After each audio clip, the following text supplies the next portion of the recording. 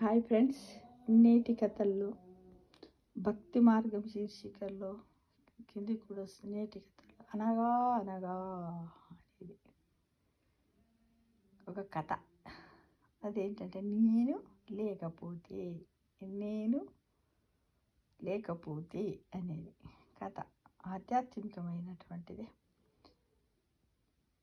అశోకవనంలో రావణుడు సీతమ్మ వారి మీద కోపంతో కత్తి దూసి ఆమెను చంపటానికి ముందుకు వెళ్ళినప్పుడు హనుమంతుడు అనుకున్నాడు, ఎవరి నుంచైనా కత్తిని తీసుకొని రావణాసురుని తల ఖండించాలి అని. కానీ మరుక్షణంలోనే మండోదరి రావణుడి చేతిని పట్టుకొని ఆపడాన్ని చూశాడు. ఆశ్చర్యచకితుడయ్యాడు. నేను కనుక ఇక్కడ లేకపోతే సీతమ్మను రక్షించే వారెవ్వరు అనేది నా భ్రమ అన్నమాట అని అనుకున్నాడు హనుమంతుడు. బహుశా మనము కూడా ఎన్నోసార్లు ఇలానే అనుకుని ఉంటాం, నేను లేకపోతే ఎలా అని. అంటే ఏంటంటే ఏదైనా ఫంక్షన్ జరిగినప్పుడు కూడా నేను లేకపోతే ఎలా, పని కాదని అనుకుంటాం.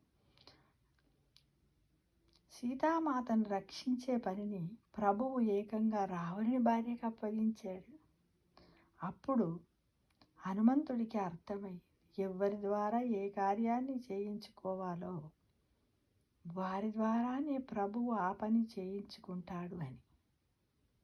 మరింత ముందుకు వెళితే త్రిజట తనకు ఒక కల వచ్చిందని, ఆ కలలో లంకకు ఒక కోతి వస్తుందని, అది లంకను కాల్చివేస్తుందని, దాన్ని నేను చూశాను అని చెప్పింది. అయితే హనుమంతుడికి ఇది చాలా ఆశ్చర్యం అనిపించింది.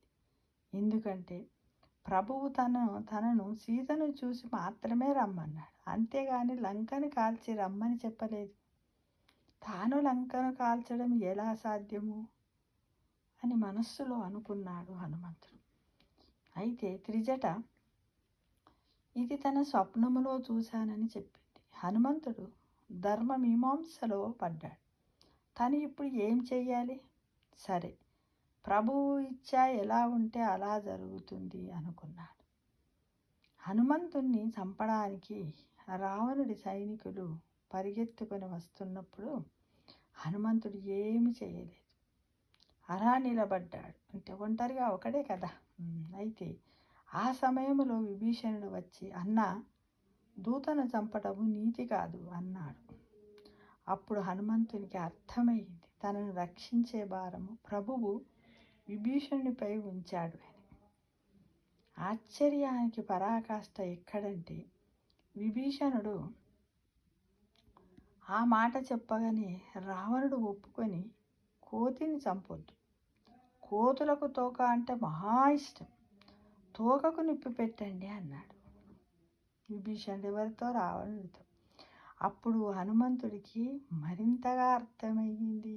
ఏమని? త్రిజట స్వప్నము నిజము కాబోతుంది అని.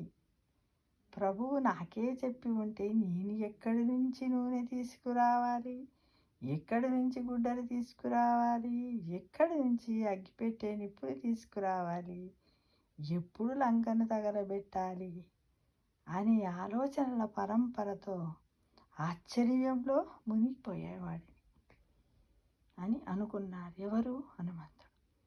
పరమాశ్చర్యం ఏమిటంటే వాటన్నింటికే ఏర్పాట్లు రావణుడే స్వయంగా చేయించాడు.